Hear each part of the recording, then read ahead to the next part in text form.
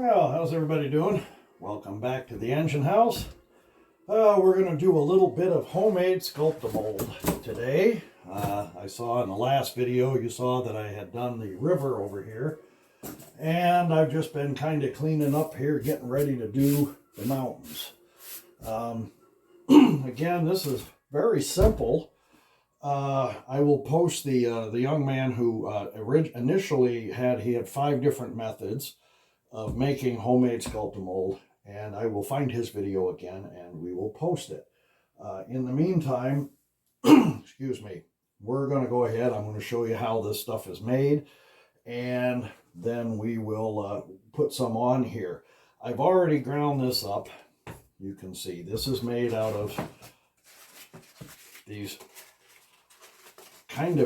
they're kind of a cross between paper and cardboard, okay? They're very fibrous. And again, we go through a lot of eggs in this house. These are for the 5 dozen. The paper dozen eggs or 18 dozen eggs will work just as good, made out of the same material. So you tear one of these up or half of one, depending on how much you want to make. One thing you don't want to do is make up more than you can apply in a certain span of time. Okay, because you put this stuff on, you let it sit for 5 minutes, and then you come back in with your fingers or a trowel or something, smooth it out however you want to do it. So you don't want to make too much here. Let me turn this down just a hair. I have a little Tchaikovsky on the stereo this morning. Many of you aren't familiar with Tchaikovsky. He's a Russian composer, and his best known work in this country is the 1812 Overture. And contrary to popular belief, it was not about our War of 1812, even though it seems to be played at 4th of July ceremonies every year. The Boston Pops did it the year I was up there watching them. They do it every year.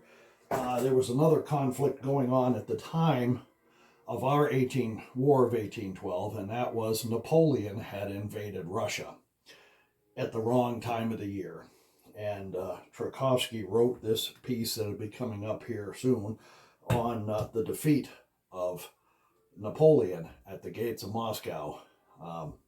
Napoleon lost quite a few. He tried to invade Russia in the late fall, early winter.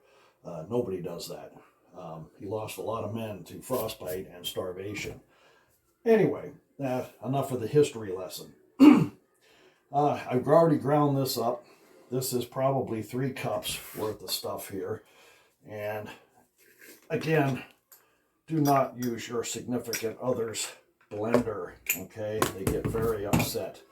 You don't want to make them upset and wind up in the doghouse, okay?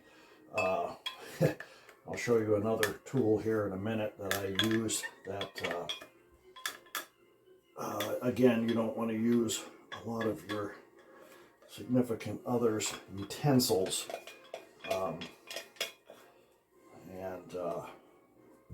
You grind this stuff up, it's pretty fine, you see, and you sometimes have to help it along, and you can see kind of what a mess this is inside here, okay? And again, that's why you do not, I bought this at a thrift store for $3. Saved me from sleeping in the doghouse. You also want to buy some of your own utensils. When this is grinding, the stuff on the bottom will grind really fast. The stuff on top you kind of have to push down. Well, if you go a little too far, you can see what happens. I've caught that I don't know how many times. So anyway, what we want to do today is we got this here, and this I did borrow from the wife. She has about 3 sets of these measuring cups. So, you know, I stole one. But anyway, you want to mix roughly equal volume here of, there's roughly, I'm going to say 3 cups in here of, and eventually I'll get mad and just pour it in and go as I see fit.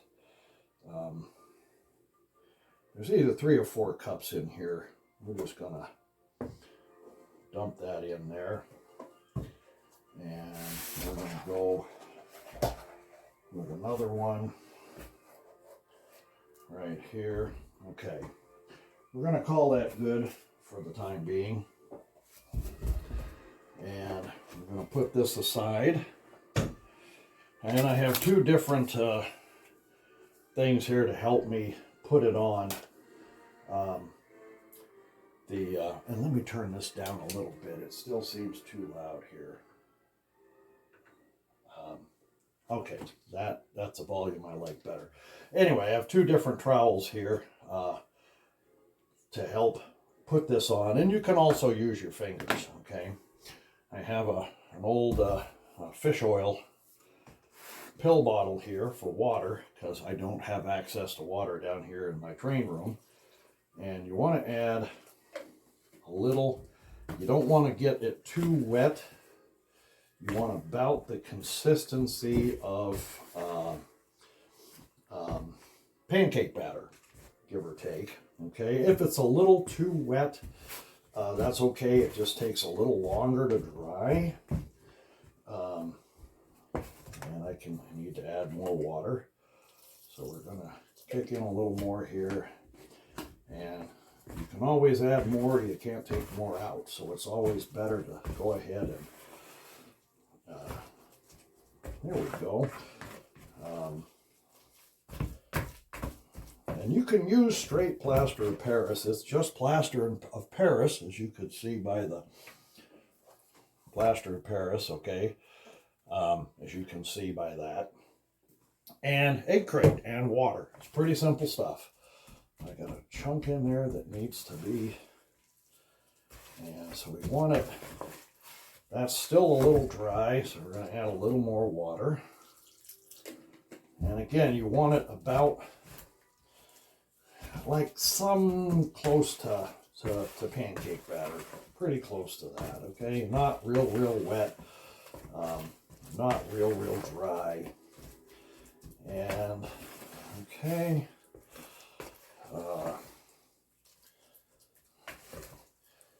there we go. We can go with that. Okay, and again, you want to mix just enough to get you through here. So what we're going to do now is, and this stuff cleans up pretty easily with soap and water. So, you know, you want to use it, and you want to use it. And we'll put some on here, and we want to fill in the gaps here. And we want to go this way. And you don't have to do all the foam. If you're going to use acrylic paint on the foam, you don't want to use the spray or anything of that nature that's oil-based. I don't know if some of you have ever seen what oil-based paint does to foam, but it's not pretty, okay? So you want to just get this on, and we're going to smooth some of this. And there'll be some plaster of Paris just straight used in some places here. I haven't, right now I'm just trying to get the contours of the mountain, the foothills basically, down to where I want them, and kind of cover up some of these seams here. And you can see I've got some caves kind of here, which is what I wanted. I wanted some cave systems. Again, Fantasy Railroad, there's going to be stuff going on in the caves. So I wanted to make sure I had caves. And again, some of this you can use straight plaster of Paris on if you just want to use that without the Sculptamold, but I wanted some texture besides just the plaster. And this basement is kind of hard to work in at times, And as this stuff sets up, I'll be able to manipulate it a little more with my fingers. I was trying a few different things here and I was not happy with it. So we're just going to cover those up. We're not going to get too crazy about that. And we're going to go right over here. And that's another reason if you don't want to use your significant other's utensils. I just landed out on the floor. If it had broken, I would be in the doghouse for quite some time with no hope of getting out anytime soon. And we're going to come over here, add a little more here, add some more here, and a little bit more right here. And of course, as I go on this layout, there will be vegetation, there'll be rocks, there'll be, so these flat surfaces, a lot of them will not be as flat as they look right now. We all know how mountains and, if you live near mountains, I lived in the mountains, literally. And we know kind of how they look. We should. And again, there will be painting done. There'll be a tunnel portal put in here. I'm not sure if I'm going to use foam to make it look like cement, if I'm going to use stone, what I'm going to do here with it exactly.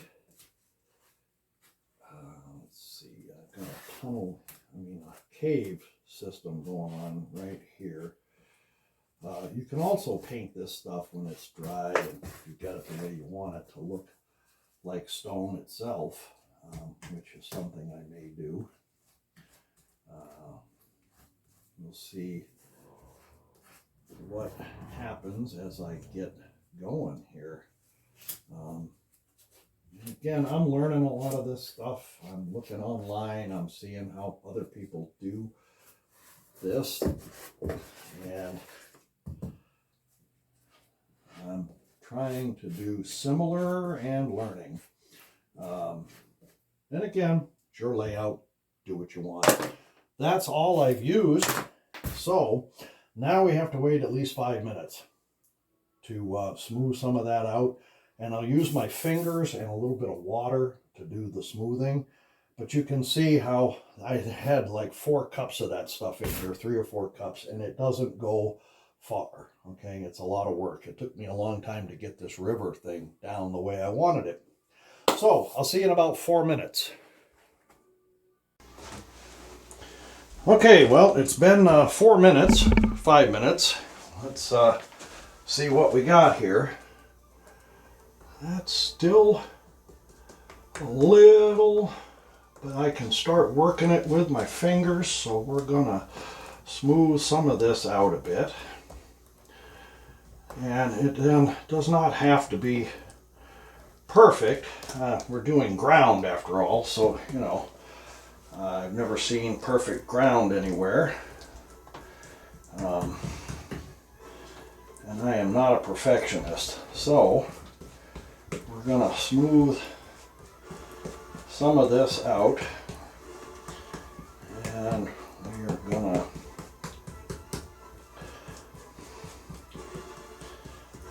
I got Tchaikovsky still going here on the radio, on the stereo. This down here, of course, is a little okay. And I can come back later, and there's some spots here that could stand to be patched, and I'll do that later. But we're gonna, whoops, that's a little thick there. We can spread that out. And spread this out. And now if you're gonna use acrylic paints over this, you don't have to worry about the foam underneath. And of course, here's the shop cat. She's coming to check out my work. All right, kitty, come on. I won't tell you her name because I try to keep this family friendly, but her name was derived from the fact we were thinking of a name, and she was constantly getting into mischief. And if any of you understand that, we would be hollering, "You little, get out of there." And the name just kind of stuck. And the first time we took her to the vet, of course, they got a real kick out of that. They thought that was one of the funniest things they ever heard for a cat's name. So it stuck, and she is my shop cat. You can see this stuff as it starts to dry. It is pretty easy to sculpt with your fingers. You can, whoops, and there we go again. This is still a little wet. If it is a little dry, not, you know, hard, but you miss the 5-minute mark and go, I think one of these over here, I went like 6 minutes, and it was starting to get dry. You can dampen your fingers and smooth it out. You don't want to wait too long, because again, once this dries, it's pretty solid. You're not going to move it. But if you mess up and miss it by a minute, and you just kind of keep working it with your fingers as you see fit, and you can do this, you can add things to it. I'm going to be adding some stone, and if you notice the two granite looking heads over here, I will explain those when we get over there at another video. Again, the way my mind works, those are the headwaters, hence the heads that look like granite. Then we also have, whoops, let me grab these here. Yes, those are feet. These are the foothills. These will be cut and trimmed and put in different places on the foothills to signify they are the foothills. And they are painted. There's a texture paint that I found that looks kind of like, you know, granite, and it's textured actually. It might be kind of hard to see.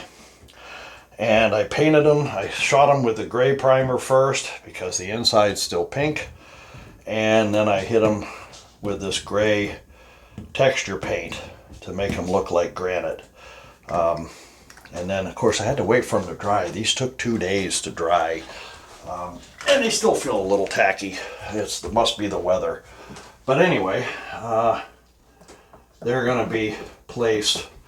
They'll be trimmed and cut and glued, and then I'll use regular plaster of Paris without the egg crates to go work around them to mold them into what's right here. And that'll be as I start painting. And the same with the heads. Again, my brain, the way it goes, foothills, headwaters, the mountain that's going to be back here that's going to be finished later is the I don't know if some of you are familiar with the Bullwinkle cartoons from the 60s and 70s, where his alma mater was "What's the Matter You" in Frostbite Falls, Minnesota. Well, I'm going to have "What's the Matterhorn." That's going to be over there, and there's going to be a sign on it. Of course, there'll be a sign for the headwaters, and this is the river Nile, Nile, as in the Nile in Egypt, just because that's the way my brain works. And we'll keep working this, and just kind of, and again, I want kind of a thin coat here, and there'll be some spots where I'll have to go back and put some more in, and then this down here, of course, is almost getting unworkable. We don't want too many sharp edges. There we go. I want some stuff filled in here. And this is, it's starting to get hard, and as it's getting hard, it's until it gets hard, it's easy to work. It's starting to, I'm less dragging chunks up where I was a few minutes ago, and more smoothing it out. And again, you get it as smooth as you want it, or however you want it, because it's your world. You do what you want with your world. You can forego the plaster of Paris. Boomer Diorama does a lot of foam carving to make it look like rocks. He's really good at it. I tried. That's what I had been trying over here, and it wasn't coming out like I wanted it to, so I gave up. So I'm trying this method instead. Other people have other methods. The young man that shot the video on the 5 different ways to make cheap Sculptamold does it his way, and he was shooting it to help people like me figure out a way when you're on a budget and to do this kind of stuff. And again, that's one of the things this is all about. This is model railroading on a budget is kind of what I'm doing here, and that's kind of what I want to impress upon some of you guys. It's already an expensive hobby, right? Why make it more expensive than it has to be?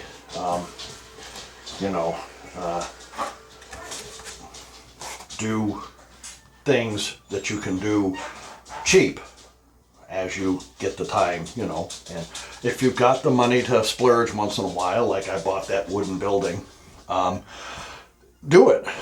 No harm in that. If you don't have the money, do the Hawthorne Village buildings if you find some. Do Plasticville if that's what you can afford. This is model railroading on a budget. And that's what I'm kind of trying to impress upon everybody here. It does not have to be perfect. There, I'm going to leave that alone and let that dry. That's about what I want. I'll be doing some more of this as time goes on. You saw how much that was what I used, how far that went. And I still have all this to do over here.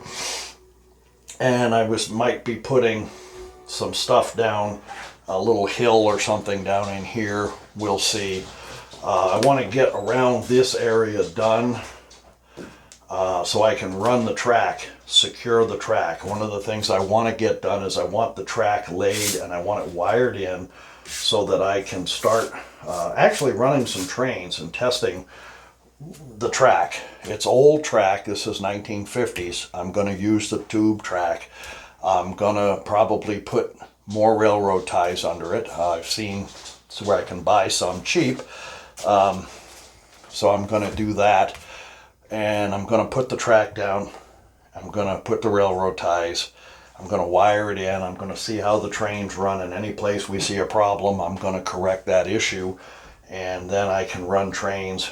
And then when my grandson comes, we can learn a few things and run a few trains. So I want to get this area done. The passenger line is going to go through there and through over there where the other line is. There's going to be 2 lines coming out by the wall. The freight line will go through here. The passenger line will go through here. The station will be somewhere over here. There'll be another one on that side. And I've also given some thought to, again, Fantasy Railroad, why not? Having a second level running and up on this other side, not over here above the industrial area, like a skyway with some passenger cars on it. Why not, right? It's my world, I do what I want. And again, it's your world, do it however you please and enjoy. So that's pretty much everything for now. I will go back and finish up some of this and that over there as the day goes on or the week goes on, and patch where I need to patch, and then decide if I want to spray this with some brown spray paint to look like ground so I can start putting details on it, or if I'm going to use acrylic paint, or what I'm going to do with it. I do know the little lake that's up there and the waterfall and the river, I'm going to be learning how to pour resin. First I need to paint the river bed, and I want to use real sand. Again, cheap, use real sand, sprinkle it in there, but I want to paint it a tannish color, a sandish color, so that if the sand doesn't cover completely, it doesn't look that odd. There'll be some little rocks in there and some boulders and whatnot, and I'll be learning how to pour resin. Something I've never done. I love the fact that we have the internet. I can learn by watching others and see how they do it. Anyway, I hope this kind of helps you. There are other cheap ways to do this. It is a lot of work, but you know, it's worth it. Okay, we'll get you a close-up here of what this looks like, and you can see some spots here where, again, if you want textured, and if you're gonna spray paint this with oil-based spray paint, you want to make sure all of this is covered with and leave no bare spots, because again, spray paint does not oil-based spray paint does not mix well with foam. So if you know you're going to use acrylics, this is fine, you know. So there's going to be kind of a road through here. It's going to be kind of a rough and bumpy road. It's going to end right here. I realized I had to put a piece here still, but anyway, this is a close-up. So you kind of get an idea. It gives you some texture to work with. And these are going to be caves. So there you go. That's the close-up for you. We'll move on back here again. The next video, you'll see a lot more of this done. And I'll put the wall that keeps the two separate back up when I am done with this area. I did not want to get Sculptamold on that plywood. It'd be hell taking it off. So I just took it down for now till I can do this. And I'll be putting it back up when I'm done. So anyway, that's all for this video. I hope you enjoyed. Give a like, give a subscribe, you know, give a comment, leave a comment. I'm always up for constructive criticism. If you know, say, hey, how about try this, or hey, how about try that? You know, maybe this worked better for me, or you know, try this. I'm always willing to learn. That's what it's all about. I can't stress that enough. So, I hope you enjoyed. Have a great rest of your day. I'll see you later. Bye for now.